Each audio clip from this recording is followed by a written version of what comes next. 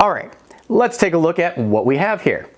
You can either set this to tip to turn on, or you can touch this button down here to also turn on. Now what we're going to do is we're actually going to zoom this in a little more because, well, we're going to be concentrating on what's going on here.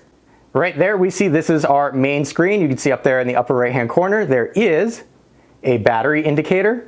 Right there, it's showing that it's locked because, well, I have set up that this is locked. And this is just one of the many face screens that you can select. And that touch at the bottom is not the most sensitive. I also have set up swipe to unlock. So starting from the bottom, we're going to swipe up.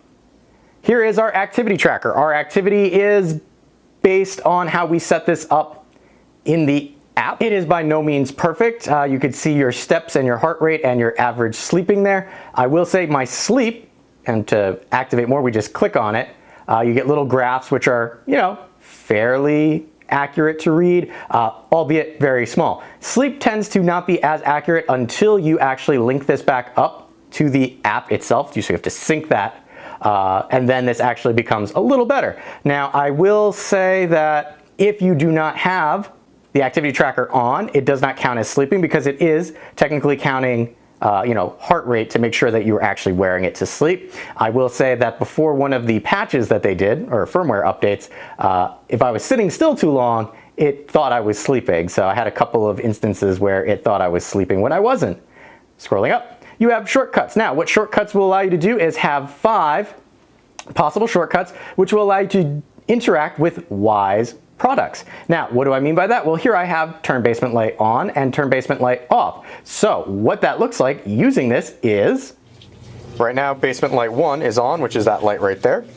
If we just tap, and we'll just bring that a little closer so you can see, that says turn off. We're just gonna go turn off, and there you go. Light turns off. Tap again. For the other shortcut I have, turn on, we wait, and there you go, turns on. And there you go. So if you have Wyze products and you want to use the band for that, you can. It's not super clunky to do, but not really why I would get this. And this is the fight that you'll have, is you have to constantly keep tapping it. Run. Now, I was not able to actually test the run because, well, we're on lockdown and I got nowhere I can actually go to run. But selecting this, it will give you a countdown timer, 3, 2, 1, and then go. And what it will do is it will track how long you've been running and the mileage. And if we swipe, it will show you heart rate and calories. Now, do keep in mind that this is not tracking you via GPS. It's based on the internal accelerometer, so it's not going to be as accurate as something that does have an internal GPS.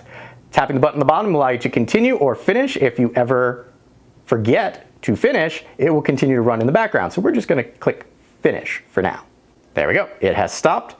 Tapping the bottom one more time, swiping. We have alarms, selecting alarm.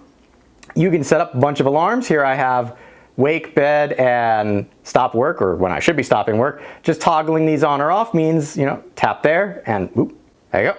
Tap and it turns it on, or tap, tap, turn it off. There is no speaker in this, so it's just going to vibrate the band itself. There is a weather option, which will give you a several day forecast ahead, give you an idea of what the weather's going to be like. You have heart rate, which again, if you don't have this on your person, you're not actually going to get a heart rate. Find My Phone is interesting in that if you tap this, and my phone is just to the right of me, it's very low,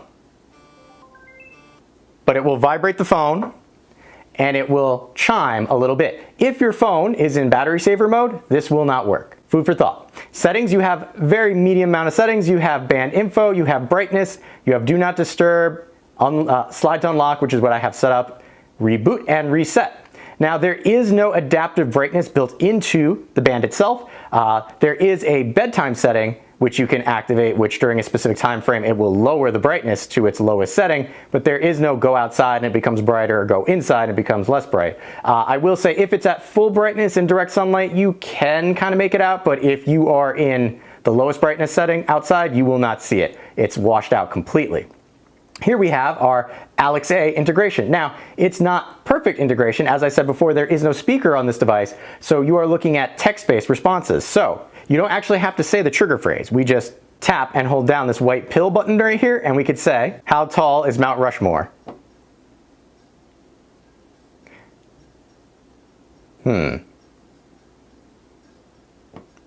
How tall is Mount Rushmore?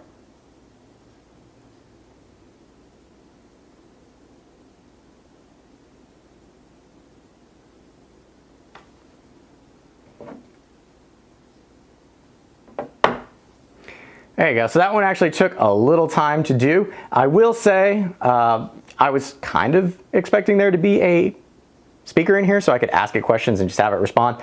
The Alexa integration will work on any screen. There are specific Alexa settings that you can access, which are alarms, reminders, and timers. However, these three have to be set up on the band itself. If you set this up through another Alexa device, they don't automatically get pushed to your band. So I thought that was a little bit of a shortcoming. You've got notifications. Here you can see I've got a little red dot there, which means I have more notifications. So there's my smart dry, letting me know that things are done, and then there are also text messages in there from a very overzealous boss. Actually going to your notifications and viewing your new notifications, make that little red dot disappear. And then we are back to our face.